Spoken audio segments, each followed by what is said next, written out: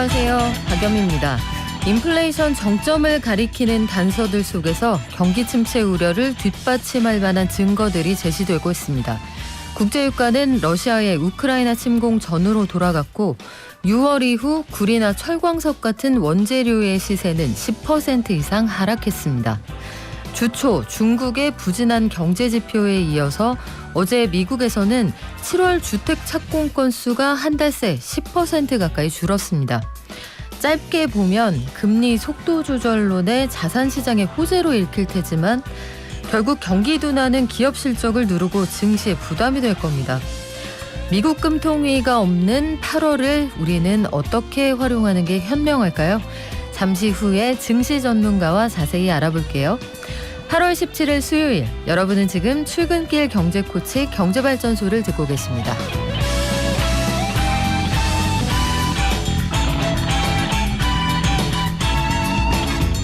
윤석열 정부가 어제 첫 주택 공급 대책을 발표했습니다. 전국에 270만 호, 서울에만 50만 호를 공급한다 이런 내용인데 자세히 알려드리고요. 재해에 취약한 주택 또 거주자에 대한 실태 조사를 통해서 근본적으로 특히 반지하 거주자들 이분들의 안전 대책도 마련한다고 합니다. 이번 대책에 담긴 구체적인 내용들 저희가 샅샅이 살펴서 알려드리고요. 은행권의 주택담보대출 변동금리 산출 이 기준이 되는 게 코픽스라는 거거든요. 돈 떼우는 원가 이렇게 이해하시면 될 텐데 은행들의 주택담보대출 금리가 다시 6% 위로 올라갔다고 합니다. 이런 상황 속에서 다음 달 15일부터는 저렴한 고정금리 대출 갈아탈 수 있는 상품이 이제 신청을 받는다고 하는데 자격, 방법 미리 알려드릴게요.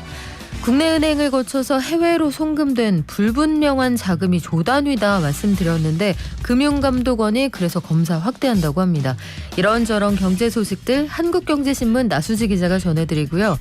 저희 증시 들렀다가 경제 언박싱 하겠습니다. 광복절 지난 지 얼마 안 됐는데 경제 대국으로 불리던 일본이 최근 가라앉고 있다. 불안한 경제 지표를 보인다. 이런 소식들이 들려오네요. 일본 위기론이 대두되고 있습니다. 오태헌 교수와 함께 일본의 현재 경제 상황 자세히 알아보겠습니다. 저희 방송 중에 단문 50원, 장문 100원, 샵 0951하고요. TBS 앱과 유튜브도 열려 있습니다.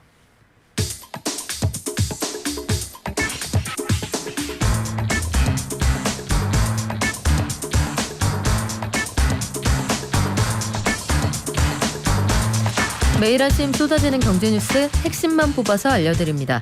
한국경제신문 나수지 기자와 함께합니다. 안녕하세요. 네, 안녕하세요. 나 기자님, 이번 주에 우리 나 기자님이 뽑은 원픽 어떤 뉴스입니까? 아무래도 가장 관심이 많으셨을 것이 윤석열 정부의 어제 나온 첫 주택 공급 대책이었습니다. 그러니까 기존 정부와 어떻게 부동산 정책이 바뀔 건지 이런 방향들을 볼 수 있는 대책이어서 관심들이 많으셨을 것 같아서 오늘 좀 구체적인 내용을 소개시켜드리려고 합니다. 네, 일단 물량이 어마어마하던데 네. 5년 동안 270만 호 구체적으로 어떻게 공급을 하나요?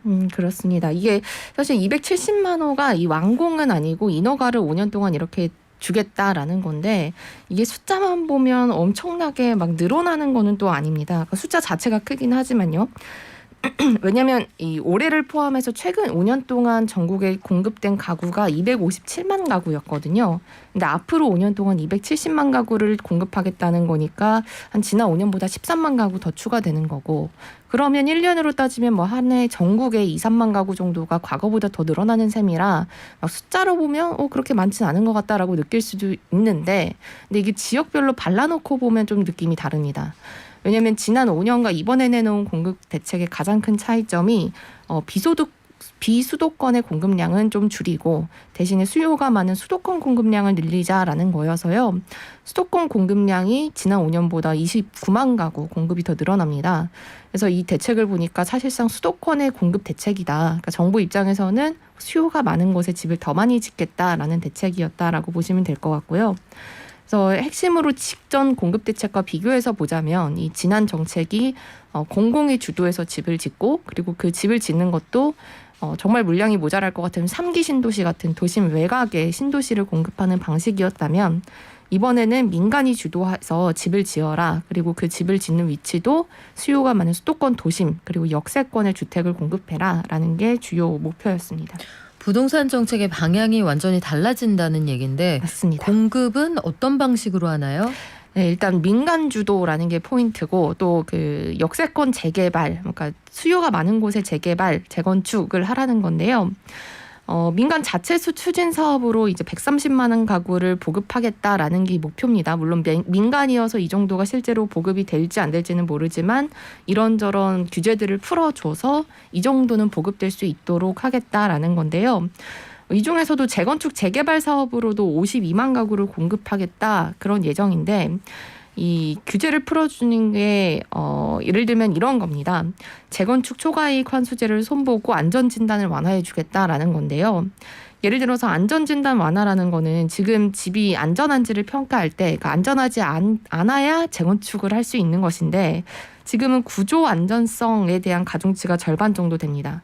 근데 이거를 30%에서 40% 정도로 낮춰서 지금 이 집이 정말 살만한가 혹시 주차장이 모자라지 않은가 이런 거를 더 많이 보겠다는 거예요. 근데 이렇게 되면 기존의 재건축 합격점을 못 받았던 곳들 그러니까 너무 튼튼합니다라고 해서 못하겠네요라고 했던 곳들도 좀 재건축 가능 판정을 받게 될 것 같고요. 근데 이거 구체적인 개편안은 한 연말쯤에 나올 예정인데 요거는 국토부가 만약에 연말에 발표를 하면 시행령과 시행규칙만 바꾸면 되는 부분이라서 발표하면 바로 시행할 수 있을 것 같고요. 그리고 재건축을 좀 빨리 하기 위해서 이 재건축 초과이익 환수제라는 거를 좀 완화해 주겠다라고 했는데 이 환수제라는 거는 지금은 재건축을 통해서 조합원이 3천만 원 이상 이익을 얻으면 최대 절반까지는 초과이익을 환수하겠다라는 제도입니다. 근데 이 이익이라는 게 비로소 집을 팔아야지 내 손에 돈이 들어오는 것인데 너무 과도하게 나라에서 세금을 떼가는 것 같다라는 비판도 있었고 또 이렇게 이익이 없으면 왜 굳이 사람들이 재건축을 하겠느냐라는 비판들이 있어서 그럼 이거를 재건축을 조금 더 빨리 하기 위해서 인센티브를 조금 주겠다. 그래서 지금은 3천만 원인데 이 기준을 1억으로 올리는 방안이 가장 유력한 방안입니다. 그리고 또 초과이익 규모에 따라서 비율을 조금 다르게 하는 식으로 초과이익을 좀 덜 거둘 수도 있고요. 근데 요 관련한 구체적인 방안도 다음 달에 나올 예정이고 요거는 법률 개정이 필요한 사안이어서 이 국토부가 방안을 제시해도 국회 논의 과정에서 좀 내용도 바뀔 수도 있고 시간도 좀 걸릴 수도 있습니다. 네, 근본적으로 여러 가지 주택 정책 자체가 좀 달라지는군요. 네. 그래서 법 개정 사안이라 이게 국회에서 어떻게 논의가 될지 좀 갈 길이 멀어 보이기는 합니다. 그래요. 그리고 반지하 침수 피해 이번 폭우로 참 가슴 아픈 사건들이 많았는데 이와 관련한 대책도 나왔습니까? 네, 그렇습니다. 그러니까 사실 이번 대책이 원래 발표하는 날이 9일로 예정이 돼 있었어요. 근데 그때 하필 또 집중호우로 피해가 발생하면서 갑자기 새벽 2시쯤에 기자들한테 오늘 발표 안 합니다. 미루고 피해 대응부터 하기도 했었는데 그래서 이번에 발표한 정책에도 좀 제일 취약한 주택을 서서히 없애나가겠다라는 대책이 포함이 됐습니다. 그러니까 전국의 반지하 가구가 지금 32만 가구 정도가 있다고 하고 이 중에 60%는 서울에 몰려 있다고 하거든요. 그러니까 직장이 있는 도심에서 좀 싸게 살 수 있기 때문인데 이런 이유 때문에 사실은 이런저런 대책이 나온다고 하더라도 반지하 거주자를 줄이는 건 사실은 쉽지는 않은 문제입니다. 왜냐하면 반지하를 벗어나서 같은 돈으로 살려면 서울 도심에서 살다가 더 멀리 벗어나야 되는데 이렇게 되면 일자리랑 멀어지는 문제가 있어서 이 실제 한국토지주택공사가 반지하 임대주택에 살고 계신 분들 대상으로 저희가 다른 지역 공공임대주택으로 이전하도록 지원을 하겠다라고 했더니 80%가 거절하기도 했거든요. 그래서 국토부는 지금 당장 이런저런 디테일한 정책을 내놓기보다는 일단은 침수 우려가 높은 곳부터 정부가 사들인 다음에 공공임대주택으로 리모델링하고 그리고 반지하 공간은 사람이 사는 게 아니라 뭐 커뮤니티 시설 이런 것으로 용도를 변경하는 식으로 거주 공간을 좀 없애겠다 이렇게 대충 방안은 제시를 했고요. 근데 이 구체적인 방안도 연내에 발표하겠다라고 얘기를 했습니다. 참 현실적인 고민이 들어요. 반지하 대책이라는 게 있는데 당장 이거 이외에 더 나은 선택을 할 수가 없어서 선택들을 하시는 건데 또 현실적으로 위험한 건 또 사실이고 특히 그렇습니다. 어린이들 이 주거 환경 개선에 그래도 좀 늦었지만 이제라도 관심을 좀 가진다.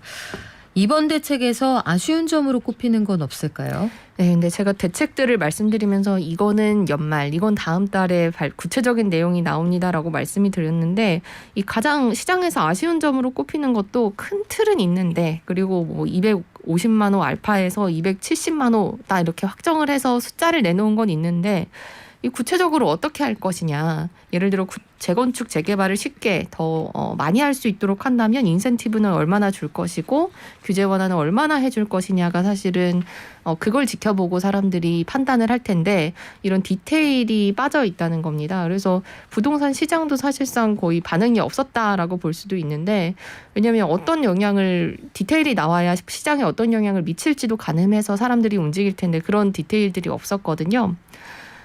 그래서 아마 이 시장이 움직이는 거는 좀 후속 계획으로 제시하겠다.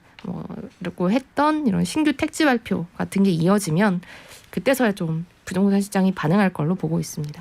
아직까지는 어떤 지역에 얼마나 공급되는지 지역별로 구체적인로 나온 게 없습니다. 해서 하반기 상황 좀 지켜보셔야 될 것 같고 재건축 조합 등도 이제 순서대로 만난다고 하는데 어떻게 될지 요 하반기에 국회에서 논의 상황 그리고 시장의 반응 이런 걸 좀 지켜봐야겠네요. 네. 주택담보대출 금리에 직접적으로 영향을 미치는 게 코픽스라는 겁니다. 그런데 이 코픽스가 다시 많이 오르고 있다 이런 얘기가 있네요. 네, 맞습니다. 이 코픽스는 이 국내 8개 은행들이 실제 판매하고 있는 뭐 예적금 아니면 은행채 이런 상품들의 금리를 반영해서 만드는 지수인데 이 예적금이나 은행채는 사실상 은행들이 대출로 활용할 수 있는 재원들을 마련하는 통로잖아요. 그러니까 은행들이 대출할 수 있는 어떤 원가 같은 그런 지수라고 보시면 되는데 이렇게 원가에 따라서 대출 금리도 영향을 받을 테니까 사람들이 굉장히 많이 주목하는 지수입니다. 매달 15일에 발표하는데 이제 15일이 휴일이었잖아요. 그래서 어제 발표를 했는데 코픽스 그 신규 기준으로 보니까 한 달 만에 0.52%포인트가 올라서 이게 사상 최대폭으로 뛰었습니다. 한국은행이 기준금리를 올리면서 예적금 금리가 올라간 영향도 있고 또 은행들이 대출 규제가 풀리니까 대출을 좀 많이 해주려다 보니까 예적금을 많이 늘려서 많이 늘려서 대출을 해주려는 영향이 있다 보니까 이렇게 된 건데 은행들은 또 어제 발표된 코픽스에 따라서 오늘부터 바로 주담대 변동금리를 적용할 예정입니다. 그래서 최대 이 주담대 상하단 금리가 이 코픽스 상승분만큼 올라간다고 생각하면 한 0.5%포인트만큼 오를 수가 있는데 이렇게 되면 다시 변동금리 상단 기준으로는 6%대를 뚫게 될 전망이고요.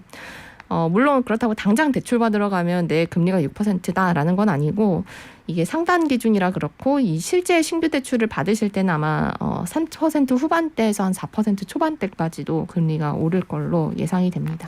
네, 최근에 신규 대출 받으시는 분들 얘기 들어보면 말씀하신 것처럼 3% 후반, 4% 초반대에 많이 수렴이 되는 것 같은데 금리가 앞으로도 오를 것으로 예상이 되잖아요. 네. 저렴한 고정금리 대출로 갈아탈 수 있는 기회가 생길 거다. 근데 이거 누구나 이 기회를 잡을 수 있는 건 아니라면서요? 네, 그렇습니다. 그러니까 정부에서 안심전환 대출이라는 걸 만들어 놓고 지금 변동금리로 대출 받으신 분들 앞으로 금리가 더 올라가면 이자 부담이 있을 수 있으니까 나라에서 좀 저렴한 고정금리 대출로 갈아탈 수 있게 해드리겠습니다라고 해서 내놓은 상품인데요. 이 예산이 정해져 있습니다. 그러니까 안심전환대출 예산이 25조 원이고 만약에 신청 금액이 25조 원을 넘는다. 그럼 집값이 낮은 지원자부터 수혜자로 선정할 예정이거든요. 그래서 다 신청할 수 있는 건 아니고 부부 합산 연소득이 7천만 원 이하 그리고 시세 4억 원 이하의 집을 한 채만 가지고 있으면서 그 집에 대한 대출도 이달 17일 전에 대출을 받았어야 됩니다. 이런 조건을 충족하면 한 연 3.8%에서 4%인데 대신 고정금리 대출로 갈아탈 수 있는 이런 기회를 마련해 주는 거고요. 신청은 다음 달 15일부터 받는데 그럼 내가 대출을 받을 수 있는 자격이 되는지 요거는 대출받은 은행 홈페이지나 아니면 한국주택금융공사 홈페이지에 오늘부터 들어가 보시면 대상이 되는지 아닌지 아실 수 있습니다. 근데 이렇게 변동금리를 고정금리로 바꿔서 이자 부담을 줄여주는 건 좋은데 근데 이렇게 하려면 아까 말씀드린 25조 원의 재원 어디서 나느냐 이 네. 문제가 있거든요. 근데 이건 주택금융공사가 주택저당증권, 그러니까 영어 약자로 하면 MBS라는 채권을 발행해서 시장에서 돈을 빌려서 마련을 하게 됩니다.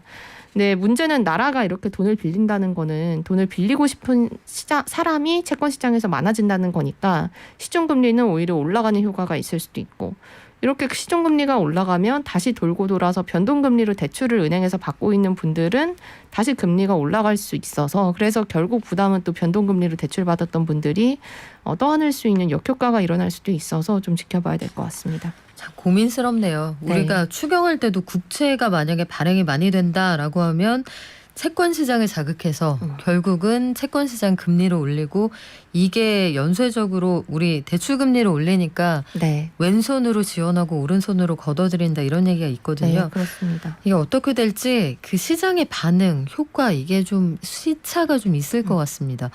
은행으로 다시 가볼까요? 수상한 돈이 해외로 큰 돈이 송금이 됐다. 이런 네. 정황이 거의 모든 주요 은행에서 나타나고 있는데 금감원이 그래서 대책을 내놓겠다 이런 입장이죠. 네, 이게 처음 문제가 드러났을 때는 신한은행과 우리은행이 좀 이상한 것 같다라고 해서 금감원에 먼저 본인들이 신고를 했던 게 그때 처음에는 2조 원이었거든요.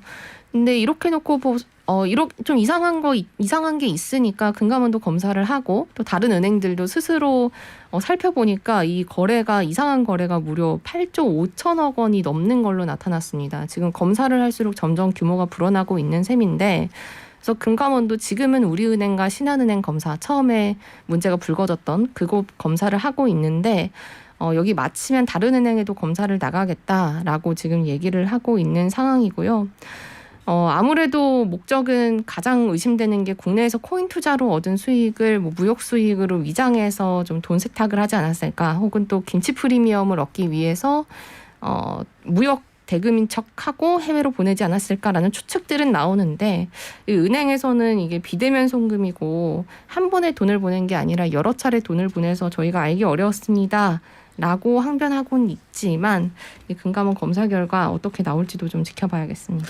몰랐다기에는 누적 금액이 너무 크던데요. 네, 그 8조 5천억입니다. 8조 5천억 원인데 이게 처음에 두 개 은행에서만 한 5조 원 가까이 적발이 돼서 다른 은행으로 검사 규모를 늘렸고 자체적으로 파악한 금액이 지금 이 정도인 거잖아요. 네, 그렇습니다. 이게 왜 어디로 빠져나갔는지 꼭 밝혀내야 할 것 같습니다. 은행의 시스템이 그 물 셀 틈 없이 완벽한 건 아닌가 봐요. 그러니까요. 항상 그 은행원들은 그 10원짜리 한 장도 맞춰보고 퇴근하신다고 하는데 야, 이렇게 보면 시스템상 구멍이 좀 있는 것 같습니다. 그래요. 이번 기회에 한번 돌아볼 일이 많습니다. 소 잃어도 외양간은 다시 고쳐야죠. 지금까지 한국경제신문 나수지 기자였고요. 오늘 마지막 시간이시라면서요. 예, 너무 아쉽습니다. 네, 그동안 좋은 소식 많이 알려주셔서 감사했고요. 우리 더 좋은 기회에 다시 모실게요. 네, 감사합니다. 고맙습니다. 개미 한 마리, 개미 두 마리, 개미 세 마리가 사과를 들고 하나, 둘, 셋. 영차. 국내외 증시 알아보겠습니다. 미래에셋증권 디지털 리서치팀의 박광남 팀장 연결돼 있습니다. 안녕하세요. 네, 안녕하십니까. 네, 간밤 뉴욕 증시 어땠습니까? 네, 일단 간밤 미국 시장은 월마트와 홈디포 등 소매 판매 업체들의 실적과 경제지표 결과에 따라서 좀 혼조세로 마감이 됐습니다. 장전에 실적을 발표한 월마트는 예상치를 넘어서는 실적을 발표하면서 강세를 보였고요. 홈디포도 양호한 실적을 발표하며 양호한 주가를 모여서 다우지수의 상승을 이끌었습니다.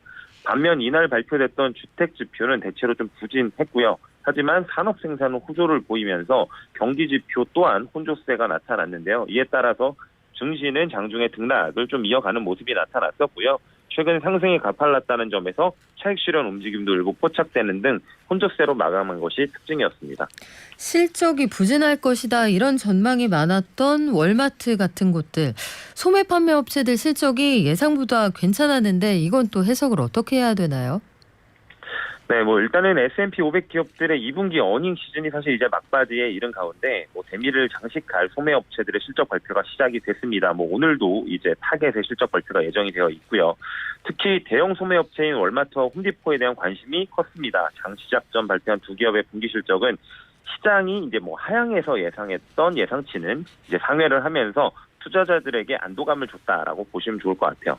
이 S&P 500의 11개 섹터 중에서 경기 소비재 및 필수 소비재가 강세를 보였고 그 S&P 리테일 ETF도 한 4% 이상 상승하면서 뭐 약간 화답하는 움직임들도 나타났습니다. 사실 월마트가 지난 5월 이후에 두 차례나 이익에 대한 경고를 하면서 주가가 부진한 모습을 좀 보였거든요.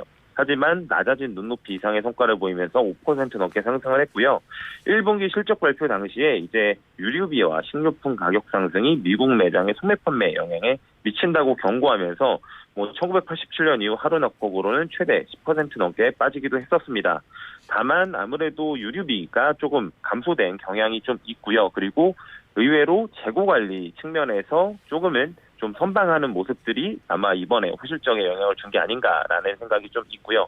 홈디포 또한 높은 모기지 이자율에도 불구하고 소비자들이 주택 인테리어에 지속적으로 돈을 쓰고 있다는 것을 확인하면서 분기 사상 최대 실적을 발표를 했습니다. 다만 전체 거래 고객이 한 3% 감소하면서 조금은 둔화한 모습이 나타났는데 소위 ASP라고 하는 고객 1인당 평균 매출이 전년 대비 9.1% 증가하면서 90.2달러를 기록해 시장 우려 대비 양호한 결과가 나타났거든요. 사실 미국의 소매 환경은 아직까지도 생각보다 나쁘지는 않다. 물론 미국의 이제 인플레이션율이 높게 유지되면서 실질 소득이 감소하고 있는 것은 사실이나 명목 소득이 아직까지도 뭐 5%, 6% 강한 상승세를 이뤄가고 있거든요. 그런 부분이 아무래도 소매 기업들의 시장 예상 대비해서는 좀 높은 실적을 만들어준 게 아닌가라는 생각이 좀 있고요. 그렇기 때문에 3, 4분기 그리고 오늘 발표될 소매 판매 지표 또한 좀 지켜봐야 될 것 같습니다. 말씀하신 것처럼 소비자들이 물가는 좀 높고 경기 둔화 우려는 있으니 지갑을 닫지 않을까 했는데 호조를 띈 기업이 근데 반면에 경기 지표를 보면 헷갈리는 것들이 많은 것 같아요. 대표적으로 주택 시장이 그렇지 않습니까? 네, 맞습니다. 특히 주택 시장에 관련해서는 아무래도 연준 정책의 뭐 바로미터가 될 것이라고 예측하는 전망들이 많아서 시장에서는 굉장히 관심을 가지고 있는 경제 지표입니다. 일단 7월 주택 착공 건수가 전월 대비 9.6% 감소한 145만 건을 기록하면서 21년 2월 이후 최저 수준을 기록을 했습니다. 시장 예상치였던 154만 건, 전월 160만 건을 다 크게 하회를 했습니다. 특히 이제 미국에 주로 많은 단독주택의 착공 건수가 91.6만 건으로 전년 대비 10% 이상 감소하면서 2020년 6월 이후 최저를 기록을 했거든요. 이게 높은 모기지 이자율과 치솟는 인플레이션으로 인한 수요가 악화되고 있음을 반증하는 내용이라고 보실 수 있을 것 같습니다. 뭐 물론 7월 건축 허가 건수는 전월 대비 1.3% 감소하는 한 167만 건을 기록했으나 시장 예상치는 좀 상회했습니다. 하지만 전월 대비에는 또 소폭 감소하는 모습을 보여서 주택 시장은 전반적인 분위기는 둔화가 진행되고 있다라고 보여지고 있습니다. 다만 아이러니하게도 7월 제조업 생산은 예상치를 상회하면서 3개월 만에 증가세를 보였거든요. 사실 이 6월달 플러스 0.7%로 발표가 됐는데 특히 자동차 생산량이 6.6% 증가하면서 4개월 만에 최대치를 기록을 했습니다. 일부 생산 감소 품목의 영향을 상쇄해 줬다라고 볼 수 있고요. 공장 가동률도 역시 79.9%에서 80.3%로 높아졌습니다. 여기에서도 저희가 좀 시사점을 가질 수 있는 부분은 그동안 이제 이연 소비가 발생하지 못했던 공급망의 문제로 이연 소비가 발생하지 못했던 부분의 소비는 견조하게 유지되고 있다라는 점은 저희가 좀 주목할 필요가 있을 것 같고요. 어쨌든 이날 발표된 주택 및 산업 생산 지표를 반영해서 애틀란타 연은이 추정한 미국의 3분기 경제 성장률은 직전 2.5%에서 1.8%로 0.7% 하향 조정됐습니다. 이제 오늘 소매 판매 지표가 발표될 예정인 가운데 시장 예상치는 전월 대비 0.1% 상승하는 것으로 예측을 했거든요. 하지만 월마트 등 소매 판매 업체들의 실적이 예상보다 양호했기 때문에 이 결과가 어떻게 나올지 좀 주목해봐야 될 것 같습니다. 네, 그 밖에 어떤 것들 좀 지켜볼까요? 예, 사실 지금은 이 미국 쪽 이슈보다는 유럽 쪽의 이슈가 조금 더 불안한 모습을 보여주고 있습니다. 글로벌 천연가스 가격이 더운 여름 날씨와 러시아의 공급 제한 영향 등으로 급등세를 이어가고 있습니다. 천연가스의 가격은 유럽과 미국이 다르다라고 보시면 되고요. 일단 북서부 유럽의 벤치마크인 네덜란드 천연가스 선물 가격이 또 장중에 전일 대비 15% 가까이 급등하기도 하면서 전일 대비 2.6 급등하기도 했지만 물론 종가로는 전일 대비 한 2.6% 상승하면서 225.9유로 메가와트 시당 마감을 했거든요. 이는 지난 3월 8일 이후 최고 수준입니다. 지난 6월 13일 이후에는 무려 171%나 상승한 가격이고요. 이에 따라서 다른 가격 체계를 갖고 있지만 미국의 천연가스 선물 역시 6월 말 이후 70% 이상 상승하면서 100만 열단위당 9.4달러를 기록한 상황입니다. 이 또한 2008년 8월 이후 최고 수준이라고 보시면 될 것 같습니다. 이런 지금 천연가스 관련된 우려들이 겨울로 갈수록 더 크게 진행될 수도 있겠다라는 우려들이 시장에 좀 깔리고 있어서 이 부분은 좀 체크를 해보셔야 될 것 같습니다만 그래도 저희가 다른 지표도 있다라는 점을 좀 말씀을 드리면 유럽의 천연가스 재고가 72% 수준까지 올라왔습니다. 이 유럽의 지금 현재의 목표는 11월까지 80%를 채우는 것이거든요. 지금 현재의 수치로만 보자면 충분히 가능할 것으로 예상이 됩니다. 물론 겨울에 러시아가 천연가스 공급을 완전히 차단하는 경우에는 추가로 문제가 발생할 가능성이 역시나 열려 있지만 생각보다 빠르게 러시아산 에너지가 대체되고 있다는 점도 주목해볼 필요는 있을 것 같습니다. 네, 우리 증시 출발 소식 짧게 들어볼까요? 네, 한국 시장 양대 지수 모두 상승 출발은 했었고요. 이 미국 증시에서 소비재 기업이 예상을 상회한 실적을 발표하긴 했는데 혼재된 경제 지표 영향으로 혼조세 마감한 것과 비슷하게 우리나라 증시도 상승 출발했지만 혼조세로 전환이 됐습니다. 우리나라 증시도 숨고르기 장세를 나타내고 있는 것 같고요. 일단 오늘 FOMC 의사록과 소매 판매 등 좀 굵직한 지표를 앞두고 있어서 여기에 대한 관망세도 있고요. 또한 금요일에 미국 시장의 옵션 만기인 걸 감안하면 증시에 대한 방향성은 아마 이 이후에 본격화될 가능성이 저는 있다라고 좀 보여지고요. 다만 최근에 달러 강세의 흐름이 외환시장에서 포착이 되고 있는 점은 조금은 주의하면서 보시면 좋을 것 같습니다. 네, 지금까지 미래에셋증권 디지털 리서치팀의 박광남 팀장이었습니다. 고맙습니다. 감사합니다. 실내 마스크 착용해 주시고요. 방역수칙도 지켜주시기 바랍니다.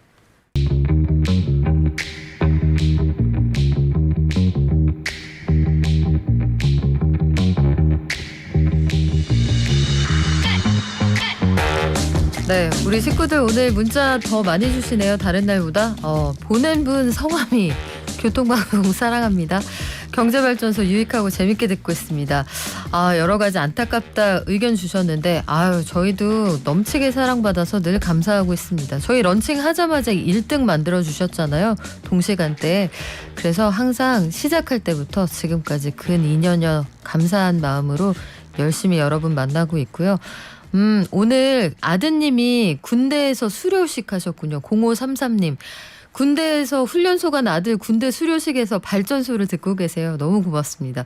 수료식 했다는 거는 훈련소 나와서 자대 배치 받게 된다 이런 뜻인가요? 자랑스러운 아드님 건강하게 군생활을 하시기 바라고요. 부동산 정책 관련해서도 의견이 많이 나뉘네요. 공공이 더 주도적인 역할을 하는 게 맞다.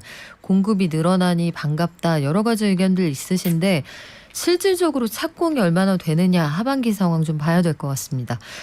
그리고 우리는 한국에 영향을 상당히 많이 주는 이웃 나라죠. 일본 경제 얘기를 오늘 준비했는데 일본 여전히 세계적인 경제 대국입니다. 우습게 볼라라 아니고 세계 최대 규모의 대외 자산도 가지고 있는 나라죠. 그런데 요즘에 어느 때보다 일본의 위기론이 크게 들려오는 것 같아요. 또 엔화 가치가 역대급으로 추락했다. 남의 나라 돈 가치 떨어지는 게 무슨 상관? 엔화 가치 떨어지면 원화도 약세입니다. 달러와 강세면 우리도 어려워지는 부분들이 있고요.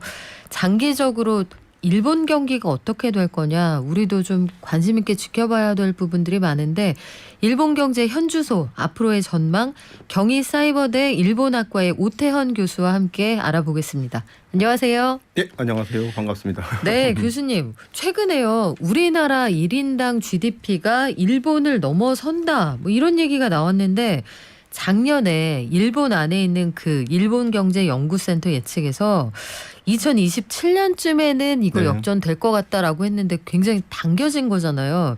그렇습니다. 이거 그 환율 효과 때문에 나타나는 착시입니까? 아니면은 진짜 한국은 조금 더 튼튼해지고 일본은 약간 쇠약해지고 그런 겁니까? 네, 말씀하신 대로 일본에서 나오는 보도 최근 거를 뭐 본다 그러면 아마 이미 언론에 많이 소개가 돼 있었습니다만 그 뭐 도요케이사이라고 이제 잡지에서의 내용일 것 같은데요. 뭐 이미 구매력 기준으로는 1인당 GDP 몇 년 전 우리가 앞섰고요. 이제 다만 이제 또 일본이 우려하고 있는 거는 이제 달러당 뭐 한 140엔 정도 가면 이 명목 환율에서도 이제 한국하고 일본이 역전이 현실로 나타날 것이다라고 보고 있는 거죠. 따라서 그 역전은 뭐 사실로 받아들이는 게 맞다고 보고요. 그런데 이제 중요한 거는 사실은 지금부터 아니겠습니까? 그래서 이 재역전이 좀 이루어지는 일이 없으면 하는 그런 바람이 좀 있거든요. 그러니까 사실 지금의 역전은 어떻게 보면 그 우리가 절반은 잘했고요. 절반은 일본이 못해서 이룬 그런 성과가 아닌가라는 생각이 들거든요. 그래서 바꿔 말하면 뭐 일본은 지난 30년 가량 동안 거의 큰 변화가 없었고 우리는 정말 그 가파른 성장을 하면서 맹추격을 하는 그런 양상이 나타났던 시기가 아닌가라는 생각이 들거든요. 우리가 득점을 더 많이 했다라기보다는 그 상대의 실점이 컸다. 그러면 우리도 뭐 안심할 수는 없다는 말씀인데 구매력 기준이라는 게 우리가 보면 GDP 산정에서 여러 가지 통계 나올 때 PPP라고 써 있는 그거잖아요. 네, 맞습니다. 구매력 기준이라는 게 뭔지 설명을 좀 해주시면 좋겠는데요.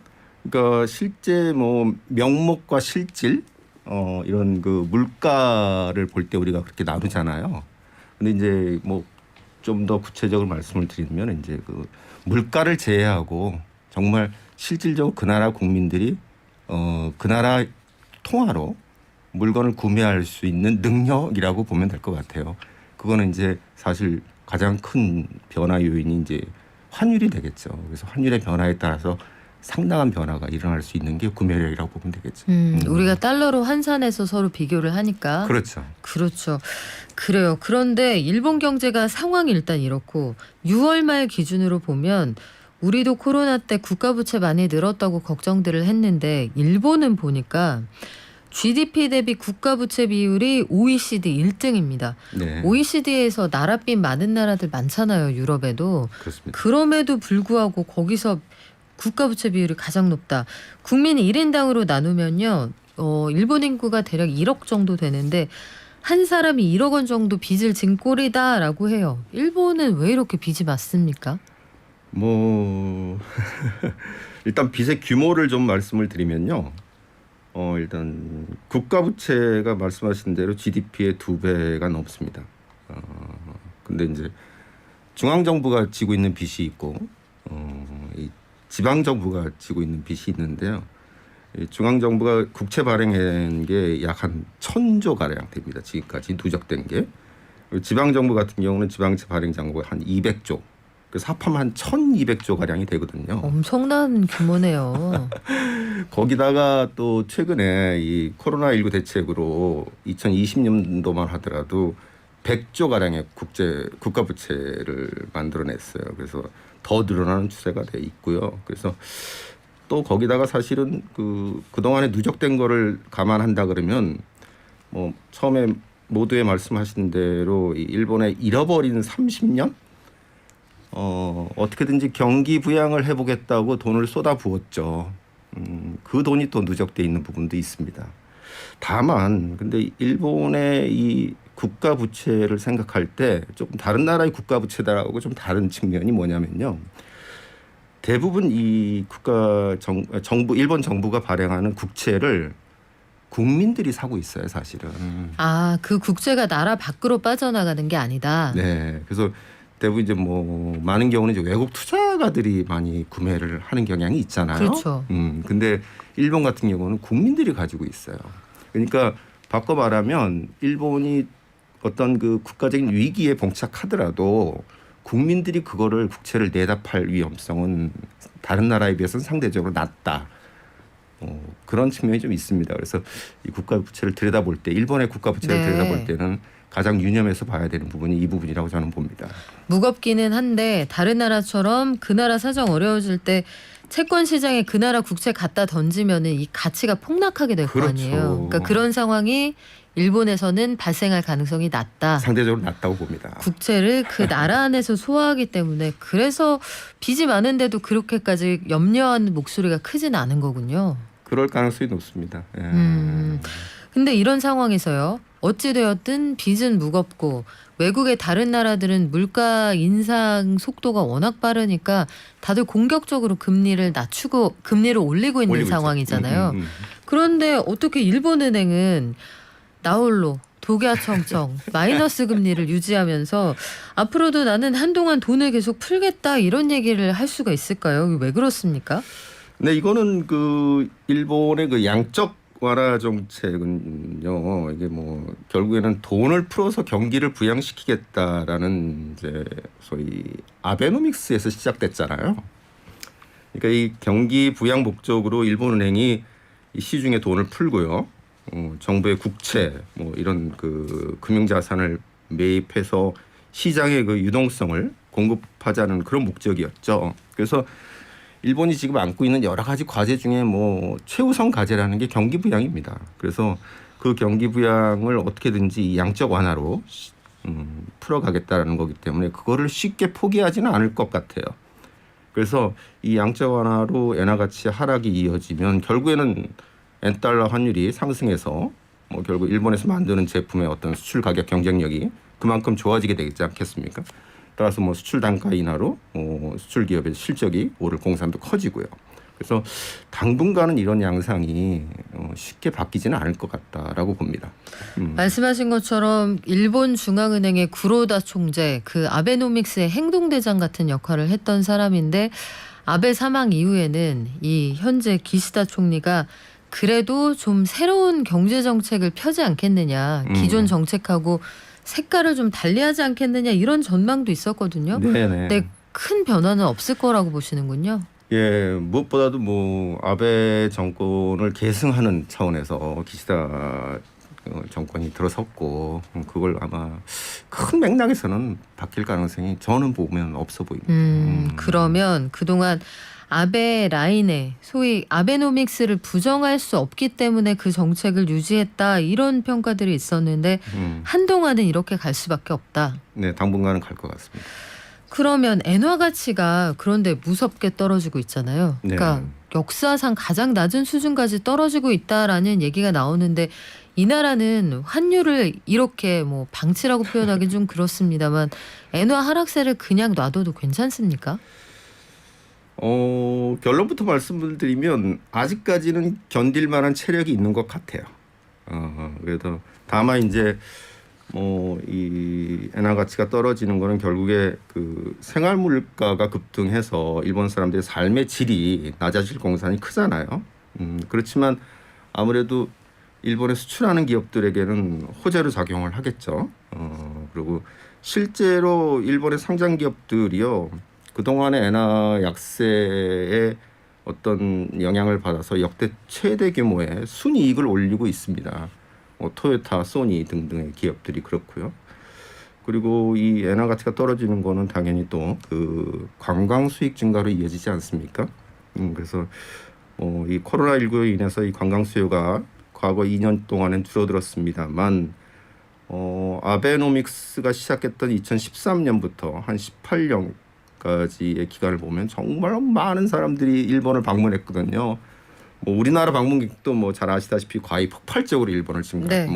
다녀왔고요. 그래서 그런 관광 수익 등등을 감안하면은 뭐 반드시 뭐 일본 경제가 이 엔화의 가치에 견디지 어려울 정도의 그런 체력을 가지고 있는 상황은 지금은 아닌 것 같은 느낌이 듭니다. 근데 일본이라는 나라가 내수가 굉장히 중요한 나라잖아요. 그렇죠. 그러니까 우리가 1억 명을 단위로 볼 때 그 이상이 되면 이제 내수로도 어느 정도 경제를 굴려갈 수도 있다라고 생각하는 그 사이즈가 되는 데다가 말씀하신 것처럼 관광객 입장에선 나쁠 게 없는데 그 나라 국민들은 원유 사다 쓸 때 비싸지는 거고 그렇죠. 각종 수입 물가 단가가 올라가잖아요.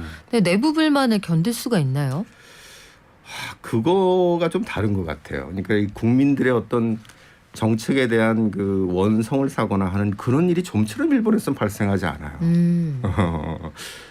뭐 다른 나라가 반드시 그런 일이 벌어진다고 보는 건 아니겠지만 그래서 그런 성향들도 좀 이렇게 그 영향을 미치고 있는 게 아닌가 싶어요. 불만이 있어도 그러고 보니까 엄청난 대규모 시위나 점거 시위나 이 사례가 흔히 들어본 것 같진 않네요. 그렇죠. 그 일본 기자들도 국제회의 때 만나보면은 그게 좀 묘합니다. 본인들의 그 자국을 당황하게 하는 질문은 절대 국제회의 석상에서 하는 걸 제가 뭐 일본 기자들하고 같이 취재할 기회가 한 10여 차례 한 번도 못 본 것 같아요. 그러고 보면 일본에서 IMF 연차 총회가 있었을 때도 일본 정부를 향해 날선 질문을 하는 일본 기자는 그러고 보니까 본 적이 없네요. 그래요. 그럼에도 불구하고 내부적으로 쌓이고 있는 어떤 문제들이 있을 텐데 현재 일본의 경제 상황은 말씀하신 것처럼 감내할 만할지 모르겠습니다만 자성이 필요하다라는 목소리도 있다고 들었어요. 네. 그러니까 이런 상황들을 보면 종합적으로 볼 때 이 스탠스로 가도 일본 국민들의 불만을 감내하면서 유지가 되는 겁니까? 아니면 일본 국민들도 기존하고 좀 색깔이 달라질 가능성이 있는 겁니까? 이건 대답이 좀 쉽지 않은 대답이 될 것 같은데 그 자성의 목소리가 나오기 시작한 게 한 3년 정도 된 것 같아요. 그런데 제가 보기에는 거기에는 조금 엄살도 좀 가미돼 있는 것 같아요. 엄살이라 어떤 부분이 그런가요? 그러니까 앞서서 모두에 말씀하신 대로 이제 뭐 잃어버린 30년 그렇게 말씀을 하셨는데 일본의 학자들도 그렇고 제가 좀 뭐 최근에 만날 길은 많이 없습니다만 무엇을 잃어버렸냐고 물어보면 대답이 궁색해지더라고요. 그러니까 아무래도 제가 보기 판단하는 잃어버린 30년이라는 건 일본 경제의 역동성 뭐 그걸 잃어버렸나? 네. 라는 느낌이 드는데 과연 이 일본에서 나온 잃어버린 30년이거든요. 근데 제가 보기엔 크게 잃어버린 게 없을 수도 있겠구나. 그런 측면에서는 조금 그 자성의 목소리가 나오고 있지만 조금은 새겨들어야 될 부분이 있지 않나라는 생각이 듭니다. 그래서 그 결국에 일본이 지금 그런 자성의 목소리가 나오는 게 결국에 그 80년 중후반에 정말 풍요로웠던 일본의 모습이 있었잖아요. 그 이후에 찾아온 그 경기 악화 여기에 대한 충격이 굉장히 컸던 것 같아요. 그래서 실제 그 버블이라는 게 이제 80년대 후반에 만들어졌고 90년대 이제 그게 버블이 깨져서 지금의 이제 잃어버린 30년을 만들어낸 건데요. 사실 이 버블은 향유할 때는 잘 모릅니다. 지금 향유하고 있는 이 풍요로움이 언제 끝날 것이라는 것을 모르죠. 그리고 또 이 버블이라는 게 경기 이상 현상이잖아요. 네. 근데 이게 속성상 이게 부풀어 오를 때는 이게 알아차리기가 어렵습니다. 그래서 그 당시만 하더라도 그 일본의 많은 그 유능한 경제학자들도 사실 그 버블이 만들어지는 거를 눈치채지 못했었고요. 실제로 뭐 1980년 말까지만 하더라도 일본 신문에서 이 버블이라는 단어가 거의 등장하지 않습니다. 그러니까 버블이 깨지는 건 언제 아느냐? 깨지는 그 순간 알게 되거든요. 그래서 이제 그런 것들을 눈치채지 못하고 지내던 그 이후의 그 충격 이런 것들이 상당히 컸지 않았나라는 생각이 듭니다. 지금 일본 경제가 활기를 찾지 못한 지 오래됐다. 그런데 여러 가지 원인이 있겠습니다만 그 가운데에는 기업들이 야성을 잃어버렸다는 얘기도 있지만 한편에서 보면 노동자들의 임금이 너무 옛날 그대로다. 임금을 올림으로써 소비 능력을 좀 올려주고 이걸 통해서 전반적으로 수요를 좀 증가시키고 이런 작업이 필요하다는 주장이 있거든요. 네, 맞습니다. 여기에 대해서는 어떻게 보십니까? 임금 인상은 그렇죠. 그 아베노미스가 만약에 뭐 여러 가지 평가의 잣대가 있습니다만 정말 성공적으로 진행이 되었다면요. 물가 상승으로 이어져서 기업들이 임금 인상을 했을 거예요. 근데 이제 그렇죠. 아베노믹스 막 시작되고 나서 몇 년 동안은 아베 정권이 일본 기업들에게 임금 인상을 우회적으로 요구하기도 했었거든요. 잘 들어지지 않았습니다만 기업들이 임금 인상이라는 게 그런 과정을 통해서 네. 단행되지는 않잖아요. 다만 이제 일본의 물가 역시 과거와는 다른 양상을 지금 보이고 있기 때문에 특히나 말씀하셨듯이 뭐 에너지 가격 인상 등의 여파로 아마도 이 물가가 상승하는 양상을 보이고 있어서 지금부터는 기업의 임금 인상 가능성이 과거보다는 높아진 그런 게 아닌가라는 생각이 듭니다. 일본에서 상반기에 최대 규모의 무역 적자를 기록했다. 그러니까 일본이 그 말씀하신 것처럼 환율 효과를 좀 봤다라고 한다면 일본에서 그 상반기 최대 규모의 무역 적자까지는 가지 않았어야 되는 거 아니에요, 교수님? 그렇죠. 근데 이제 이 최근에 이제 무역 적자는 뭐 과거의 양상하고 조금 다른 측면이 있잖아요. 그러니까 뭐 그 물론 말씀하신 대로 이 그 무역 적자의 규모가 커지긴 했습니다만 뭐 이 원유나 천연가스라든지 식량 뭐 일본이 상당 부분 다 수입에 의존하는 부분들이 있는데 이 너무나 많은 수입 여기에 따른 무역 적자가 만들어진 것 같고요. 그다음에 이제 더 문제는 사실은 이 결국에 이제 경상수지 같아요. 그래서 이 무역 수지에다 이제 서비스 수지를 더한 이 경상수지가 지금은 흑자를 보이고 있습니다만 지난 8년 사이 가장 낮은 수준으로 내려갔거든요. 그래서 이 과연 일본이 이 흑자 기조를 유지할 수 있을까라는 것들이 좀 우려가 되는 부분이라면 그런 부분들이 좀 있는 것 같습니다. 일본 경제에서 여러 가지 구조적인 문제를 얘기할 때 디지털 전환에 실패했다. 이 부분을 뼈아프게 지적하는 사람들이 많아요. 맞습니다. 그 네. 대표적으로 보면 일본은 대부분 아이폰 씁니다. 그래서 폰 케이스도 삼성 건 없어요. 삼성 전화 쓰는 사람 많지 않아서. 그런데 그 전자제품 잘 만들던 일본이 왜 자국의 스마트폰을 못 만들었느냐. 소니, 파나소닉, 닌텐도 이런 회사들은 왜 그 태세 전환에 실패했을까요? 뭐 구조적인 문제를 좀 언급하자면요. 뭐 이게 일본의 그런 기업들의 문제에 들어가기 이전에 이 좀처럼 나아질 기미가 보이지 않는 이 노동 생산성일 것 같아요. 그래서 앞서서 언급했던 그 임금의 정책 뭐 이런 것들도 결국에는 생산성을 끌어올려야만 이 개선될 여지가 생기는 거잖아요. 그렇기 때문에 일본의 이 같은 생산성 문제가요. 다른 선진국에 비해서 상대적으로 눈에 띄는 이 디지털화 말씀하신 이 디지털화의 지연이 가장 주된 이유이기도 하죠. 그리고 뭐 최근에 뭐 디지털 청을 신설해서 이 소위 디지털 세상으로의 전환을 서두르고는 있지만 그거 역시 여의치 않은 것 같고요. 그래서 잃어버린 경제의 어떤 역동성이 뭐 이 고령화 때문이라고 보면서 이 생산 향상을 좀 줄이면은 회복은 점점 낮아질 가능성이 높을 것 같습니다. 그래요. 오늘 일본 경제에 대한 여러 가지 의견들 말씀 여기까지 듣겠습니다. 지금까지 경희사이버대 일본학과의 오태헌 교수와 함께했습니다. 고맙습니다. 예, 감사합니다. 자, 우리 식구들 오늘 문자 많이 보내주시는데 의견 좀 들을까요? 그 수도권에 저는 이 폭우가 내렸던 그 비전선이 남하했다고 들었거든요. 자, 교수님 저하고 함께 나가시는 게 어떨까요? 오늘 문자 함께 들어주시고요. 경기도 광주의 하늘에 구멍 난 것 같다. 폭우가 내리고 있다. 이런 말씀하시네요. 그 지역에 계신 분들 유의해서 구간 지나주시기 바라고요. 중부 제2고속도로 여주분기점에서 충주 방향 공사 중인지 엄청나게 막힌다 해주셨는데 앞서서 화학 공장에 큰 불이 난 것 같다 이런 제보도 있었습니다. 저희가 확인해서 그 아마 교통방송에서 교통특보로 아마 알려드리게 될 것 같고 앞서서 은행에서 해외 송금 문제 그거 제대로 조사되는 그 결과는 취재 안 됩니까? 물어보셨죠. 상아탐님 아이디 상아탐님 조사 결과가 아직 안 나왔습니다. 금감원 은행들이 자체적으로 조사를 하고 있는 그런 상황이고요. 주택담보대출 금리 때문에 너무 걱정이다 이런 의견도 있네요. 5231님 앞으로 무서워서 대출 못 받겠다. 경제발전소 들으면서 힘내고 있습니다. 발전해 주셨고 고맙습니다. 그래요. 종방 앞두고 있다.